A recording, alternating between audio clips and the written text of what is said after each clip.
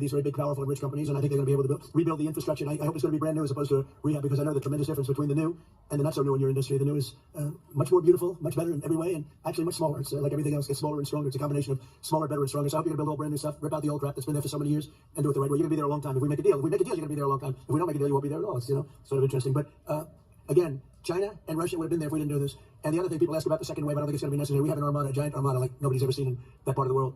And it's stationed off the coast, and we are getting along so well with the people that are involved in representing Venezuela that I don't think we're going to have any, I don't think it's going to be necessary to do the second wave. We were planning on a second wave, but the first wave was so powerful and so good and so strong. And frankly, the people in the country, they did the right thing. They were smart. They did the right thing. They didn't want to go through a second wave, but we've got a tremendous number of the most powerful ships in the world right there. I don't think we're going to have to use that. I'm happy to say that. I don't think we're going to have to use that at all. If I could ask Chevron, you did a great job. I want to thank you. And ExxonMobil, if you would say a few words, and then followed by Conoco, great companies, massive companies, great companies. Exxon, please. Sure. Thank you, Mr. President. I appreciate the invitation and the opportunity, frankly, for the entire industry to show up and provide perspective.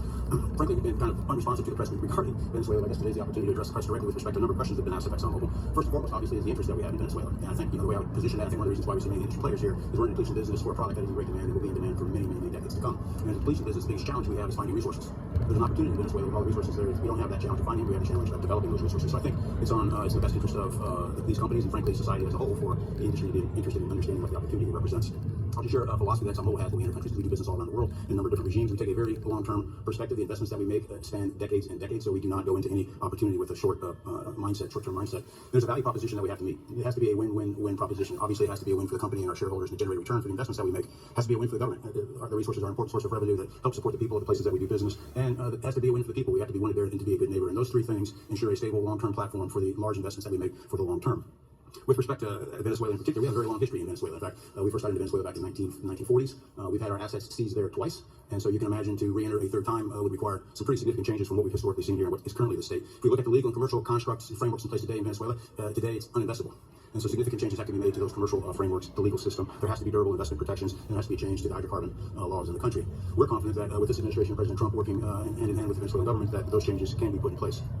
And with respect to the Venezuelan government, that perspective we don't have a view on. We haven't talked to the Venezuelan government, and obviously we have yet to assess the people's perspective with respect to ExxonMobil and the country.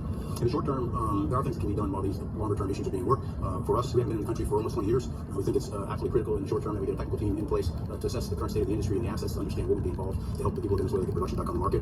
With the invitation of the Venezuelan government and with appropriate security guarantees, we are ready to put a team on the ground there. We also have a integrated set of capabilities from production to refining to trading, and I think we can be of assistance to getting the Venezuelan crude to market and realizing the market price to help again with the financial situation in Venezuela. So those are my short-term perspective that I have. I'd say, in close with thank you, Mr. President, for the work that you've done to secure not only the national security, but the security of the region. And then thank you, Secretary Rubio, Secretary Wright, Secretary Bergen, for your leadership in this. Thank you. How long will it take you, Darren, as Exxon to, if we make a deal, if we make a deal, how long will it take you to get into get started? Well, the first step is technical team. As I talked to Secretary Wright earlier this week, we started from the beginning to get the team together so that if and when it was needed, we could hit the ground almost immediately. So we can hit the ground within the next couple of weeks, start the assessment, and from there we need to understand. That's what we want. We want speed and quality. That's what we want. Thank you, Darren. And Conoco, Ryan? Thank you, Mr. President. I appreciate the opportunity here too. You've assembled a great team, and our congratulations as well for removing one of the terrible people in the world and bringing them to justice. It was quite amazing. I think you've given hope to the people of Venezuela again, which I think is quite remarkable. We've been on the other end of that despot regime a long time. Our assets were expropriated out a little bit more here when that happened. And I think we're the largest non-sovereign credit holder in Venezuela today. So we're in a bit of a different situation, but I think your big and bold idea to use energy commerce instead of conflict is something that could make a real big difference in Venezuela. And our company certainly stands ready to help in that endeavor. Encourage you to continue to think bigger and even bolder. And we've had some discussions with your energy team about that as well. As we think about the other people that need to be in this room and in this discussion with banks, and including probably the Exim Bank, as we think about how the debt needs to be restructured and the financing to deliver the billions of dollars that are required to restore their energy infrastructure. And I think as we take that big and bold, we need to be also thinking about even restructuring the entire Venezuelan energy system, including PDVSA. And I think if we can do that and think big bold, there's an opportunity to be quick, fast, and restore the quality of what's happened in Venezuela, or what's been lost in Venezuela over the course of the last 25 years. So thank you for this opportunity. Well, thank you very much, and you'll get a lot of your money back. We're going to start with an even plate, though. We're not going to look at what people lost in the past, because that was their fault. That was a different president. You're going to make a lot of money, but we're not going to go back. And you left a lot of money behind, I guess, huh?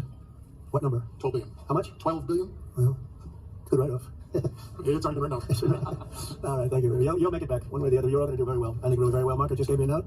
Go back to Chevron. They want to discuss something. Go ahead. I'm going back to Chevron. Was there a question, Mr. President? Yes, go ahead, Marco. What are you saying here? Mark, if you could update us on operations in the ground and with the appropriate approvals, what you might be able to achieve in the next 12 to 18 months. Give us a little view from the ground. You bet. So today, Chevron has 3,000 employees in 4 different joint ventures in Venezuela today. And over the past 5 to 7 years, they've taken production from about 40,000 barrels a day to 240,000 barrels a day, essentially getting those facilities and equipment up to standard that would be something people in the room would be more accustomed to. Given the work we've done with Secretary Wright and Secretary Burgum and even Secretary Bessent, I think we have a path forward here very shortly to be able to increase our liftings from those joint ventures 100%, essentially effective immediately. We are also able to increase our production within our own disciplined investment schemes by about 50% just in the next 18 to 24 months, and that's just leveraging what's on the ground. So to Secretary Rubio's comments about phase one, this is taking the momentum of improvements we've already made there locally and building on those and creating more momentum for the people of Venezuela.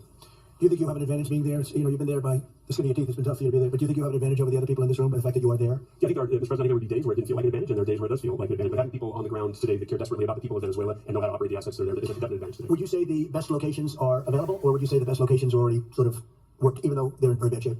The best locations for finding oil, the best locations for oil.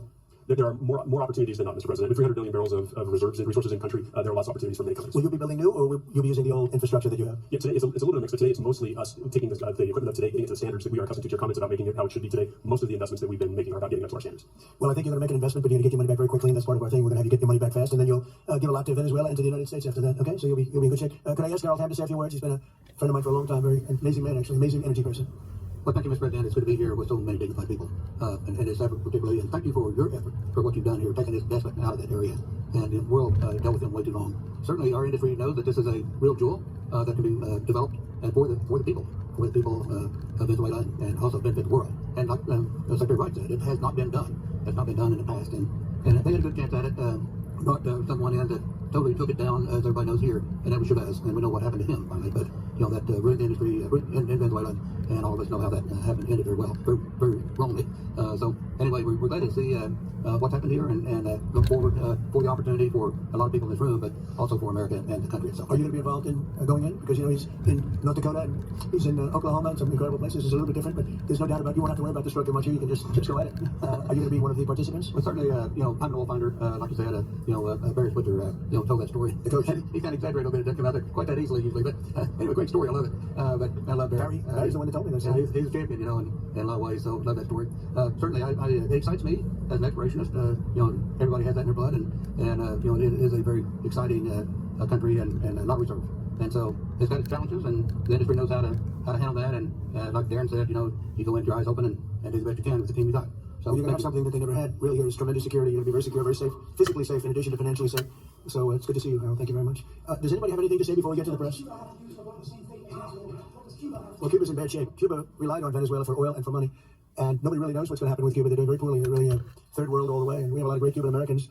And I would say Marco fits very solidly into that category. And I might ask you to say a few words about it. We were discussing it before. Cuba is a very different. They don't have energy. They don't have oil, but they would live off of the oil from Venezuela. And what they do have is very strong people and very powerful people militarily. And they would protect the people running Venezuela. And they would take in a lot of money from Venezuela. Now they don't have that. They won't be taking in any money. So, Marco, what do you think? Well, I think the fundamental problem in Cuba is that it's run by incompetent people who don't know what an economy looks like, much less a functioning one. They've made a choice, and that is they would rather have political control over the people than they would have an economy that functions. And they've gotten away with it for 60-something years because they've had donors, the Soviet Union, and now most recently Venezuela. But that's now gone. So the people in control in Cuba have a choice to make. They can either have a real country with a real economy where their people can prosper, or they can continue with their failing dictatorship that's going to lead to systemic and societal collapse. That's a very stark and dramatic choice, and it's one we hope to make the right one. We don't have an interest in a destabilized Cuba, but that would be their fault because they refuse to allow the people of Cuba to have either economic or political freedom for that matter. And you have a lot of people in this country that want to go back to Cuba and help Cuba. A lot of people have left, you know, they came in penniless, they didn't have anything, and they become very rich people in our country, and they want to very much go back and help Cuba. So that's something that Cuba has in a lot of other places. Don't Peter? I do want to ask you about Minnesota, but first, just more on topic. President Zelensky said that he was watching with the rest of the world as you made this order to go and capture Nicolas Maduro. And he said, if that's how it works with dictators, then the United States knows what to do next. Sounds like he wants you to go and capture Vladimir Putin. Would you ever order a mission to go and capture Vladimir Putin? Well, I don't think it's going to be necessary. I think we're going to have I've always had a great relationship with him. I'm very disappointed. I settled 8 wars. I thought this would be in the middle of the pack or maybe one of the easier ones. And I don't know if you know, Peter, the last month, they lost 31,000 people, many of them Russian soldiers, and the Russian economy is doing poorly. I think we're going to end up getting it settled. I wish we could have done it quicker because a lot of people are dying, and mostly soldiers. You know, they get hit in Kiev and they get hit a little bit here and there, and people are dying there too. But largely, it's the soldier population. When you have 31,000 soldiers dying in a period of a month, 27,000 the month before, 26,000 the month before that, that's bad stuff. So, as you know, President Biden gave $350 billion to Ukraine to fight, and we would never get that back, although I did make a rare earth deal to get it back, so we will be getting it back, but shouldn't have done that. It was a bad thing to do. I will say that right now, because I was able to get NATO to up GDP from 2% to 5%, NATO's got a lot of money, and they're paying for everything. We're not losing any money. We're making a lot of money, I guess, if you think of it, because we're selling our military equipment. They're probably giving it to Ukraine, but we're selling them to NATO military equipment. We're getting full price and all of that, but that's not a big deal to me. What is a big deal is stopping a war where 30,000 people are being killed every single month. the vice president yesterday suggested that Renee Good, who was killed by this ICE officer, was part of a broad left-wing network. What has your team told you about this broad left-wing network? Who is in charge of it? Who's part of it? What's it called? Well, I haven't seen the vice president's statement, but he's generally very accurate. I hate to say. Look, I watched that yesterday, and there are a lot of different forms to it. But there was a woman screaming, "Shame, shame, shame, shame." She was a agitator, probably a paid agitator, but in my opinion, she was an agitator, a very high-level agitator, so professional. She wouldn't stop screaming. I said, this isn't a normal situation. This is a professional troublemaker. Because you heard it, and I had it. Now, I will say this. The news sort of turned her down, turned her off, because you're trying to watch. She was so loud and so crazy and just not normal. When somebody sees something like that, they don't go screaming and the same words. So I guess you could say professional, but I didn't think she did a very good job. You have agitators, and we will always be protecting ICE, and we're always going to be protecting our Border Patrol and our law enforcement. Yeah. In your conversations with these oil executives today, did you provide any security guarantees so that they can do their work safely in Venezuela? Yeah. And separately, Mr. President, They will have those guarantees, yes. And separately, Mr. President, I'm curious in terms of the future of Venezuela. Do you see Venezuela now led by Delcy Rodriguez as an ally of the U.S.? Is that the way that you view that country? Well, right now they seem to be an ally, and I think it'll continue to be an ally. And we don't want to have Russia there. We don't want to have China there. And by the way, we don't want Russia or China going to Greenland. Which if we don't take Greenland, you can have Russia or China as your next door neighbor. That's not going to happen. The white. Mr. President, thank you. You just said that these companies would have security guarantees if they go in on the ground in Venezuela. They will have. And what is your plan there actually for these companies and those Americans who are going to be on the ground working for these companies? Well, there are going to be Americans. I assume they're going to be using a lot of Americans, but they're going to be using a lot of people from Venezuela and other places, I would imagine. But I would think that mostly they'll be using Venezuelan workers. They have a lot of great workers. They have a very high unemployment rate, and they have workers that are very familiar with taking oil out of the ground. Yeah. How long do you think the Ayatollah will be in power after what we've seen play out on the ground there? When is the U.S. going to get involved now that reports of protesters being killed on the ground? So Iran's in big trouble. It looks to me that the people are taking over certain cities that nobody thought were really possible just a few weeks ago. We're watching the situation very carefully. I've made the statement very strongly that if they start killing people like they have in the past, we will get involved. We'll be hitting them very hard where it hurts. That doesn't mean boots on the ground, but it means hitting them very, very hard where it hurts. So we don't want that to happen. There have been cases like this where President Obama totally backed it down. But this is something pretty incredible that's happening in Iran. It's an amazing thing to watch. They've done a bad job. They've treated their people very badly, and now they're being paid back. So let's see what happens. We're watching it. We're watching it very closely. Go ahead, please. Yes, go ahead. Thank you so much, Mr. President. Do you have any comments in reaction to the recent attacks by the Syrian government alignment groups against USPAC Kurdish forces?